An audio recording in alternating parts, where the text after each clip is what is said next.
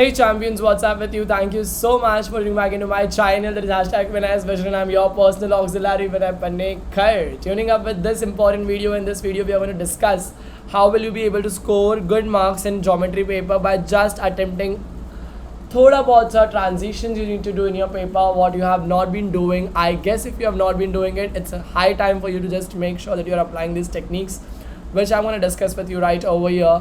तो हम लोग बात करते हैं, सबसे पहले आपको यहाँ पर ये याद रखना है, जब आप MCQ के क्वेश्चन लिखोगे तो right option alphabets along with answer below the question.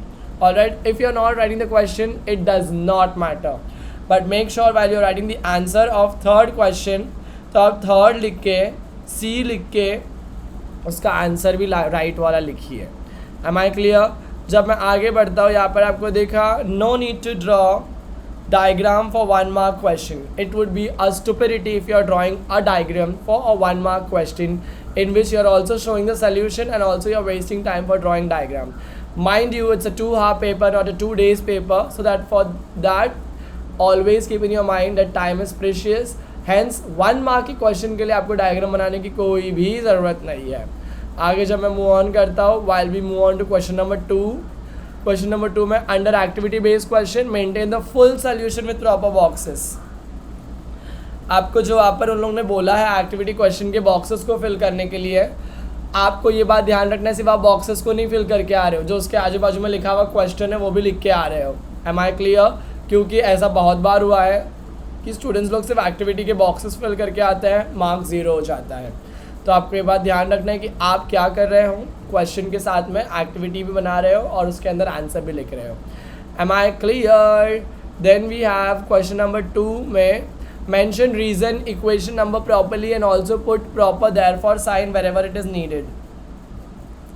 अगर आप कोई रीज़न लिख रहे हो तो उसको ब्रैकेट में प्लीज़ बताइए. देखो ऐसा taking square root on both the sides, therefore sign बराबर से आप डालिए. देयरफॉर साइन डालने के आपके मार्क्स है, अगर नहीं डालोगे तो कट जाएंगे. मैं आपको बोल रहा हूँ, अगर आपको 40 on 40 मार्क्स आ रहा है ज्योमेट्री में, but if you have not put therefore, if you have not put equation number, if you have not written reason, here are the chances where they can deduct your marks, of which I would not even try to ask you to take a risk of.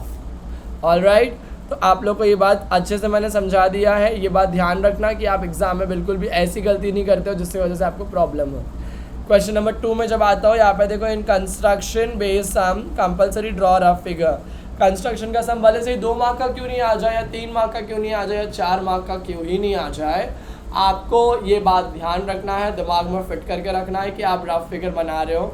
जितना अच्छा आपका rough figure रहेगा वैसे ही आपका main figure रहेगा. पहले आप main figure बना देना, उसको देख के आप रफ फिगर बना देना, ऐसा कर सकते हो आप, बट रफ फिगर ज़रूर बना के आना है आपको.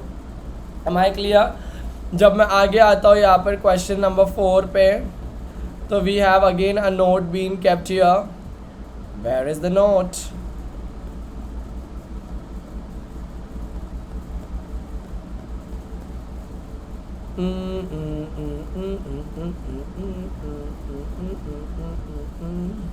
Yes, I guess there are no notes for any of this.